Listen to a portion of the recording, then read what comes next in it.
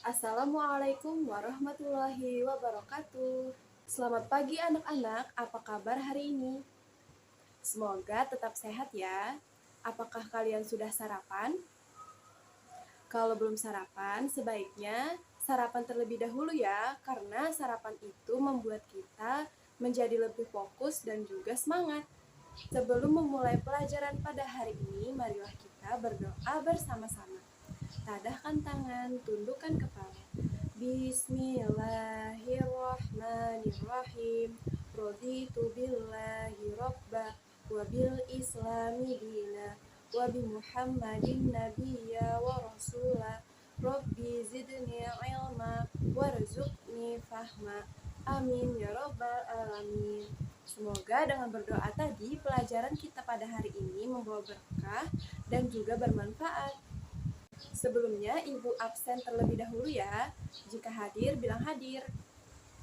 Nurlini, Triana Sulistiarini, Nur Fazaria, Jailani. Baik, terima kasih kepada semuanya telah hadir pada hari ini. Selanjutnya, Ibu minta siapkan alat tulis, buku, pulpen ya. Nah, sekarang coba kalian lihat gambar yang Ibu tampilkan. Kira-kira itu gambar apa ya? Iya benar, itu adalah gambar unta. Kira-kira unta itu identik dengan apa? Benar, unta identik dengan zaman dahulu. Nah, jadi hari ini kita akan belajar tentang kekhalifahan. Lebih spesifiknya yaitu Khalifah Utsman bin Affan. Nah, sekarang kalian perhatikan peta konsep yang Ibu tampilkan setelah ini. Bisa kalian lihat ini adalah peta konsep Khalifah Utsman bin Affan yang akan kita pelajari pada hari ini. Yang pertama yaitu meyakini kebenaran sejarah kekhalifahan Khalifah Utsman bin Affan. Yang kedua, mengamalkan nilai-nilai kesolehan dari Khalifah Utsman bin Affan. Dan yang ketiga, memahami sejarah kekhalifahan Khalifah Utsman bin Affan.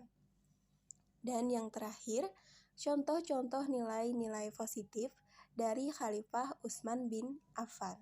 Nah, dari 4 yang Ibu sebutkan tadi, hari ini akan kita pelajari.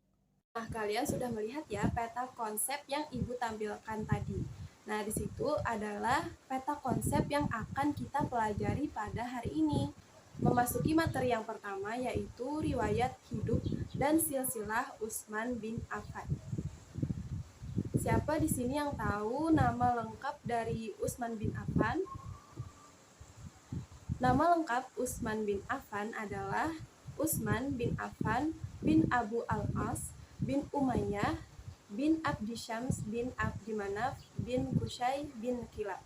Nah, beliau lahir di Mekah 6 tahun sesudah terjadinya peristiwa Am al-Fil atau biasa disebut dengan tahun gajah.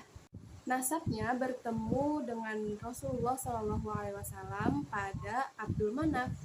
Bisa kalian lihat bagan yang Ibu akan tampilkan setelah ini, yaitu bagan silsilah Utsman bin Affan.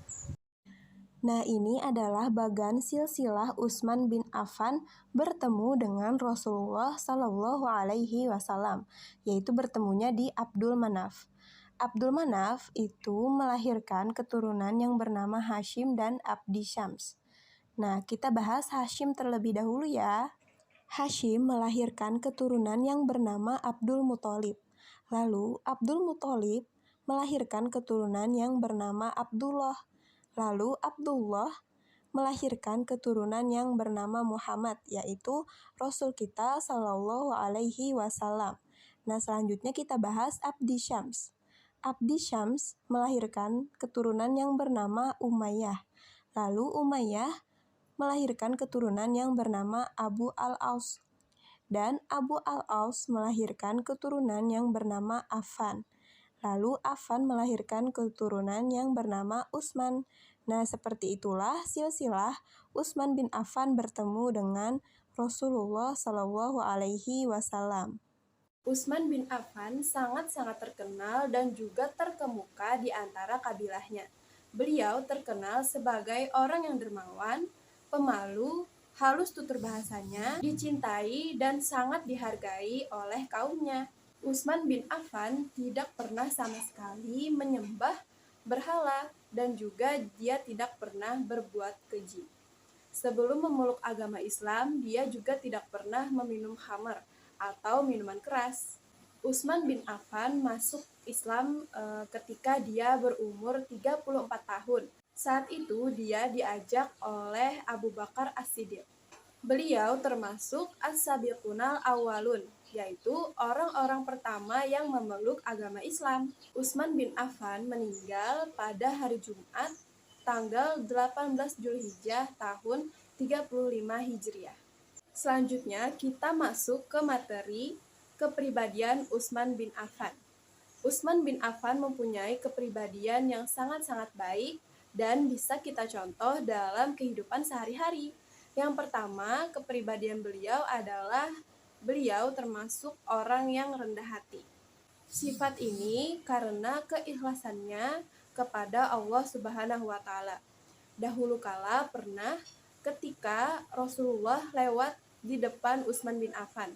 Lalu Utsman bin Affan itu turun dari kendaraannya karena ingin menghormati ketika Rasulullah sedang lewat.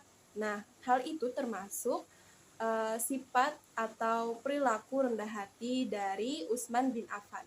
Yang kedua yaitu perilaku beliau kedermawanan. Nah, Khalifah Utsman bin Affan termasuk sosok yang dermawan. Contohnya seperti pada waktu Perang Tabuk, Utsman bin Affan mengeluarkan biaya yang sangat amat besar, yaitu untuk membeli sumur dan menyedekahkan untuk kaum muslimin. Dan juga beliau membiayai perluasan Masjid Nabawi pada masa Rasulullah SAW. Semasa hidupnya, beliau menyedekahkan barang-barang dagangan kepada kaum muslimin. Padahal, para pedagang itu bersedia untuk membelinya. Lalu, pada setiap hari Jumat, beliau juga memerdekakan para budak. Sehingga budak yang beliau merdekakan itu sekitar 2.400 budak. Sesungguhnya kedermawanan Utsman bin Affan ini sudah melekat dalam dirinya karena beliau berniat untuk melayani agama Allah Subhanahu wa taala. Nah, selanjutnya ada sifat malu dan menjaga kehormatan diri. Sifat ini begitu indah jika bagi orang yang memilikinya. Ia dapat menjadi kebaikan, keberkahan, dan juga kelembutan. Al-Hasan Al-Basri pernah bercerita tentang Utsman bin Affan. Sesungguhnya Utsman bin Affan itu ketika dia mandi, dia tidak pernah melepas bajunya karena dia memiliki rasa malu.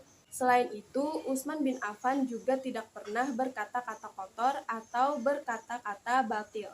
Dia sama sekali tidak pernah meminum khamar atau minuman keras ketika zaman jahiliyah maupun ketika dia sudah beragama Islam. Imran bin Abdullah bin Talhah meriwayatkan bahwa Utsman bin Affan keluar untuk melaksanakan sholat subuh. Kemudian Utsman bin Affan masuk ke dalam masjid. Kemudian pintunya tertutup. Utsman berkata, "Periksalah, ternyata di situ ada seorang laki-laki yang membawa pedang." Lalu Utsman bin Affan tersebut bertanya kepada laki-laki itu, "Apa ini?" Lalu laki-laki itu menjawab, "Aku ingin membunuhmu." Utsman menjawab, "Subhanallah, kenapa kamu ingin membunuhku?" Laki-laki tersebut menjawab lagi, "Pejabatmu yang ada di Yaman, dia telah menjolimiku." Utsman bin Affan menjelaskan kepada laki-laki tersebut bahwa hal ini adalah sebuah kesalahpahaman. Utsman bin Affan bertanya kepada para kaum muslimin yang ada di dalam masjid tersebut, "Apa pendapat kalian?"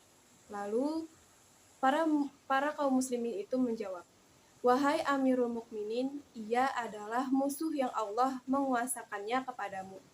Lalu Utsman berkata, "Ia adalah hamba yang hendak melakukan dosa, lalu Allah menyelamatkannya denganku. Datangkanlah seseorang yang menanggungmu bahwa kamu tidak masuk kota Madinah selama aku memegang urusan kaum muslimin." Lalu laki-laki tersebut mendatangkan seseorang dari kaumnya yang menanggungnya. Akhirnya, Khalifah Utsman bin Affan membebaskannya. Nah, dari kejadian ini terlihat Utsman bin Affan adalah seseorang yang sangat pemaaf. Nah, sifat selanjutnya yaitu ahli ibadah. Khalifah Utsman bin Affan adalah seseorang yang sangat ahli ibadah. Banyak sekali riwayat yang menyebutkan bahwa ia mengkhatamkan Al-Quran dalam satu rakaat di sisi Hajar Aswad pada bulan haji, dan ini sudah menjadi kebiasaannya. Bahkan ada pada firman Allah Subhanahu wa taala pada Quran surah Az-Zumar ayat 39. A'udzu billahi minasyaitonir rajim. Bismillahirrahmanirrahim. Amman huwa qanitun ana al-laili sajida wa qa'iman yahzarul akhirata wa yarju rahmata rabbih. Qul hal yastawil ladzina ya'lamuna wal ladzina la ya'lamun. Innama yatadzakkaru ulul albab. Artinya, apakah kamu orang musyrik yang lebih beruntung, ataukah orang yang beribadah pada waktu malam dengan sujud dan berdiri, karena takut kepada azab akhirat dan mengharapkan rahmat Tuhannya? Katakanlah, apakah sama orang-orang yang mengetahui dengan orang-orang yang tidak mengetahui? Sebenarnya, hanya orang yang berakal sehat yang dapat menerima pelajaran. Quran Surah Az-Zumar ayat 39.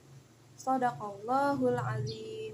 Kebiasaan Utsman bin Affan juga membaca Al-Quran dari awalnya pada malam Jumat dan mengkhatamkannya pada malam Kamis. Dan beliau juga rajin puasa dan sholat malam, kecuali malam yang digunakan beliau untuk tidur. Coba kalian perhatikan gambar yang ibu tampilkan. Kira-kira itu termasuk kepada sifat apa ya?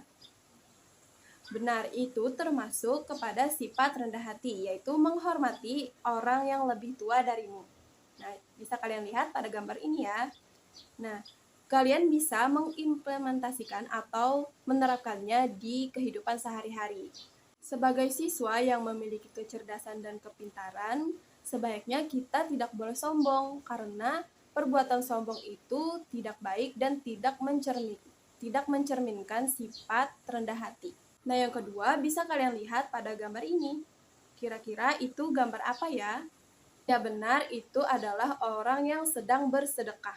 Nah, ini adalah contoh penerapan sifat Utsman bin Affan, yaitu dermawan. Harta yang kita miliki adalah titipan dari Allah Subhanahu wa taala. Nah, kita sebagai pemilik harta itu tidak boleh menggunakannya untuk hal-hal yang buruk atau untuk hal yang tidak memuat kebaikan. Kita harus mempergunakan titipan Allah tersebut untuk hal kebaikan, misalnya dengan memberi kepada orang yang lebih membutuhkan. Lalu sifat pemalu, malu dan menjaga kehormatan diri. Nah, di situ kita bisa mengimplementasikannya atau mempraktekkannya dalam kehidupan sehari-hari, yaitu dengan tidak berkata kotor. Dan juga kita harus senantiasa menutup aurat kita, karena itu termasuk ke dalam sifat malu dan menjaga kehormatan diri. Lalu selanjutnya sifat pemaaf. Coba kalian lihat gambar yang ibu tampilkan. Di sana gambar apa ya? Benar, itu adalah gambar orang yang sedang bertengkar. Nah, jika kalian sedang bertengkar dengan teman, sebaiknya kita harus apa ya? Ya benar, kita harus saling bermaafan dan juga memaafkan. Karena manusia itu tidak luput dari kesalahan, baik yang disengaja maupun tidak sengaja. Maka dari itu kita harus menjadi seseorang yang pemaaf. Nah, yang terakhir yaitu ahli ibadah. Sebagai siswa Madrasah Ibtidaiyah, kita harus bisa mencontoh Utsman bin Affan, yaitu dengan menegakkan sholat 5 waktu, tepat waktu, dan juga mengaji dan melakukan ibadah sunnah lainnya. Nah, Ibu ada satu video tentang kedermawanan Utsman bin Affan. Akan Ibu tampilkan setelah ini ya. Selamat menyaksikan. Utsman yang dermawan. Utsman adalah sahabat Nabi yang kaya sejak usia muda, dan tentunya Utsman seorang yang dermawan. Utsman merupakan salah satu saudagar terkaya di tanah Arab, yang jujur dan juga sangat dipercaya oleh umat muslim.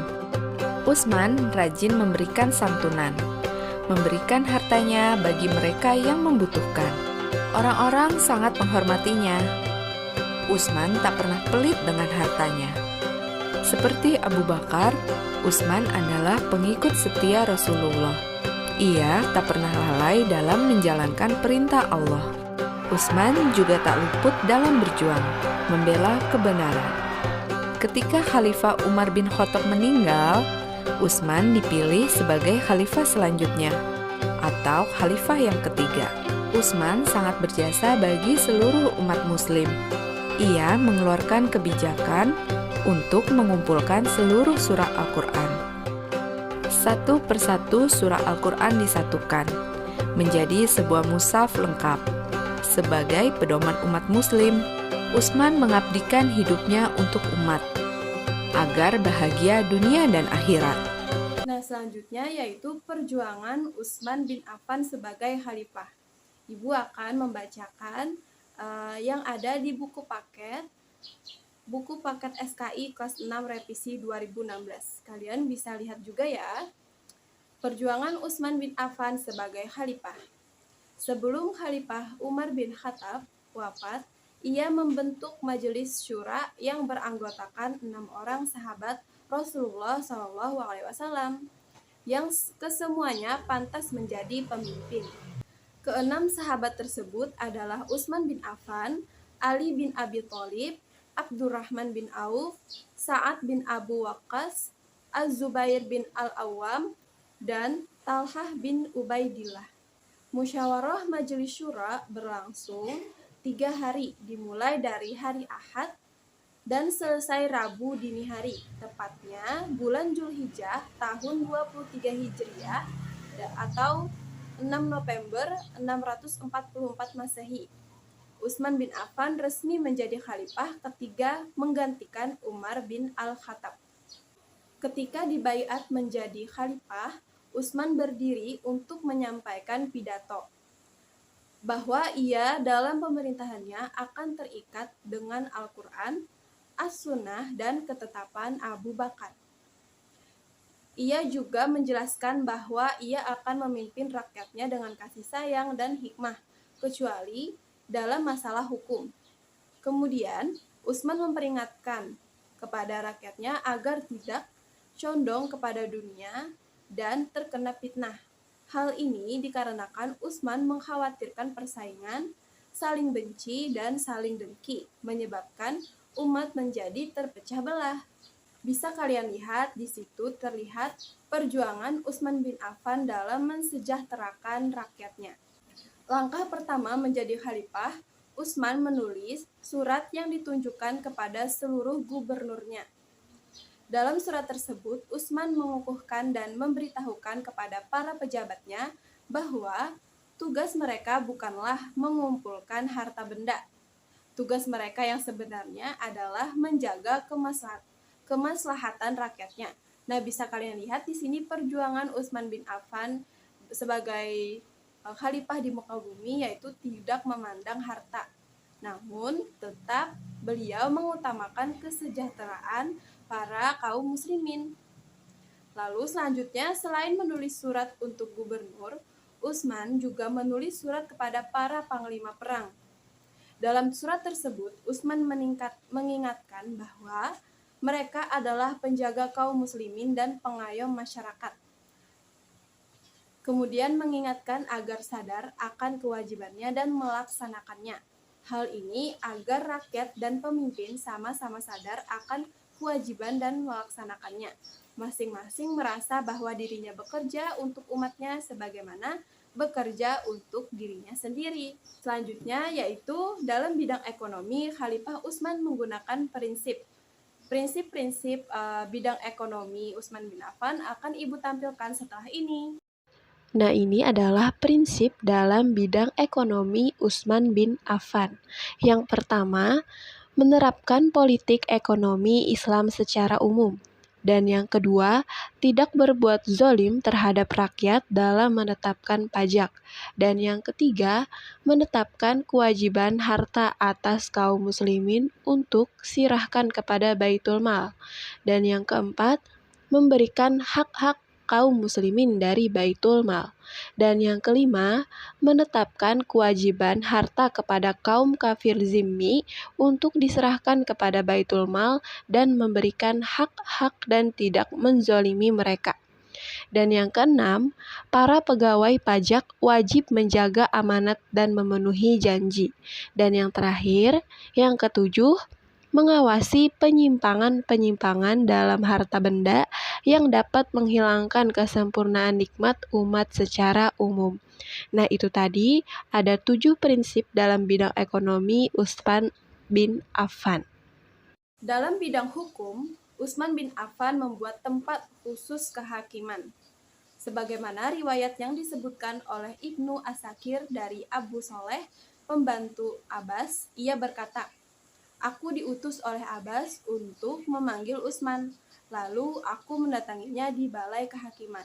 Di antara hakim pada Khalifah Utsman bin Affan adalah yang pertama ada Zaid bin Sabit di Madinah, lalu yang kedua Abu Darda di Damaskus, yang ketiga Ka'ab bin Sur di Basrah, dan yang keempat Abu Musa al-Asy'ari di Basrah, lalu yang kelima Syuraih di Kufah, yang keenam Ya'la bin Umayyah di Yaman, dan yang ketujuh Sumamah di Sana, dan yang terakhir Utsman bin Qais bin Abi As di Mesir. Lalu ada di bidang ibadah, Utsman bin Affan menambah azan kedua dalam sholat Jumat. Utsman melihat adanya kebaikan bagi masyarakat dalam penambahan azan tersebut, yaitu mengingatkan masyarakat tentang waktu sholat Jumat yang sudah dekat. Hal ini mengingat wilayah kota dan kekuasaan pemerintahannya semakin meluas.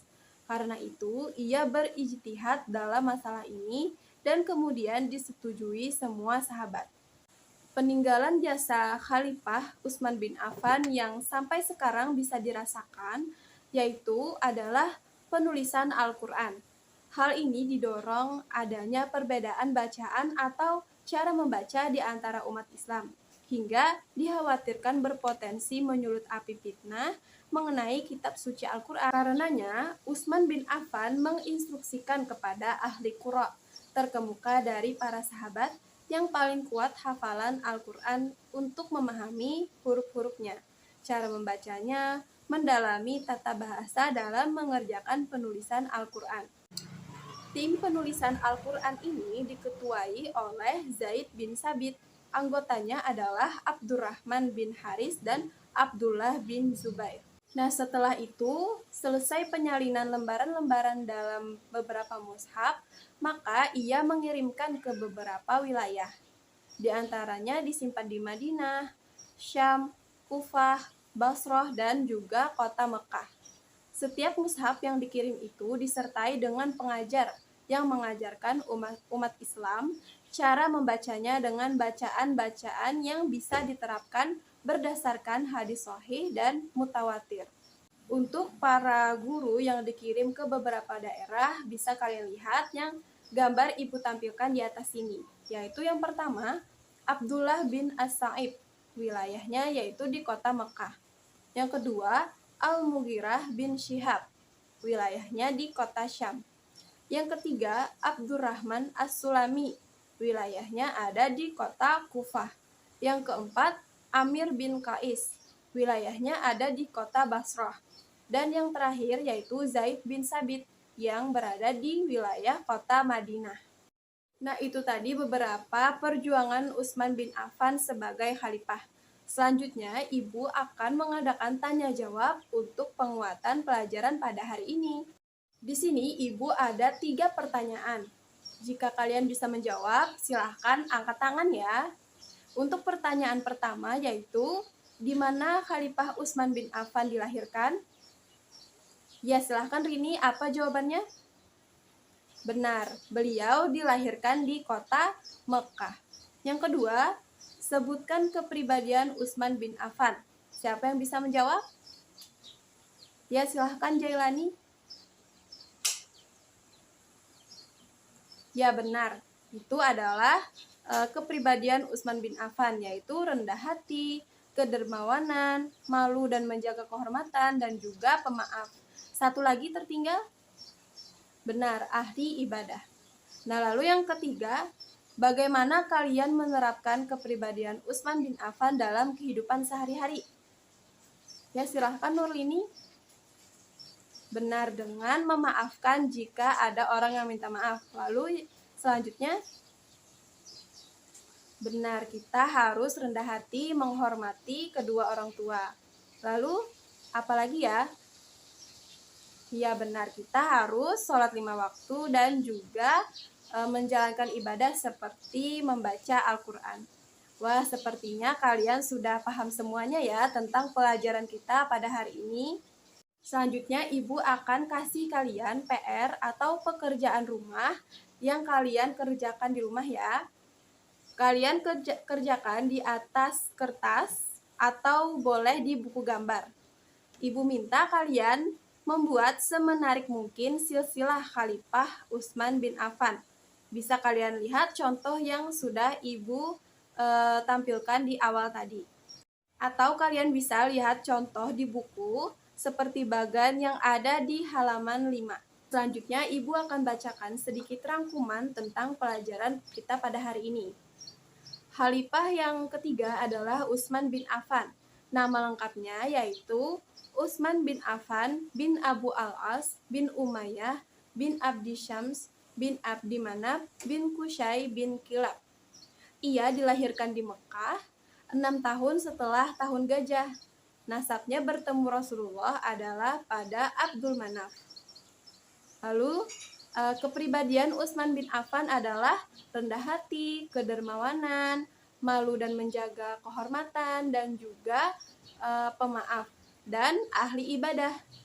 Langkah-langkah yang dilakukan Utsman bin Affan menjadi khalifah diantaranya adalah dengan mengirimkan surat kepada gubernur, panglima perang, melaksanakan prinsip-prinsip ekonomi Islam, membuat tempat khusus kehakiman, menambah azan kedua dalam sholat Jumat, dan penulisan mushaf Al-Quran. Dan yang terakhir, nilai-nilai keteladanan Khalifah Utsman bin Affan dalam kehidupan sehari-hari, yaitu mengambil dan melaksanakan sifat rendah hati, kedermawanan, malu, dan juga menjaga kehormatan diri, pemaaf, dan ahli ibadah. Nah, bagaimana pelajaran kita pada hari ini? Tentunya sangat menyenangkan ya, karena kita belajar tentang khalifah pada zaman dahulu, yaitu sahabat Rasulullah yang bernama Utsman bin Affan. Nah, berakhir sudah pelajaran kita pada hari ini. Marilah kita tutup dengan membaca doa bersama-sama. Tadahkan tangan, tundukkan kepala. Bismillahirrahmanirrahim. Allahumma arinal haqqan haqqa warzuqna ittiba'ah wa arinal batilan batila warzuqna ijtinabah. Amin ya rabbal alamin. Alhamdulillahirabbil alamin. Itu tadi pelajaran kita hari ini, semoga bermanfaat dan juga memberikan keberkahan. Itu saja dari Ibu. Wassalamualaikum warahmatullahi wabarakatuh.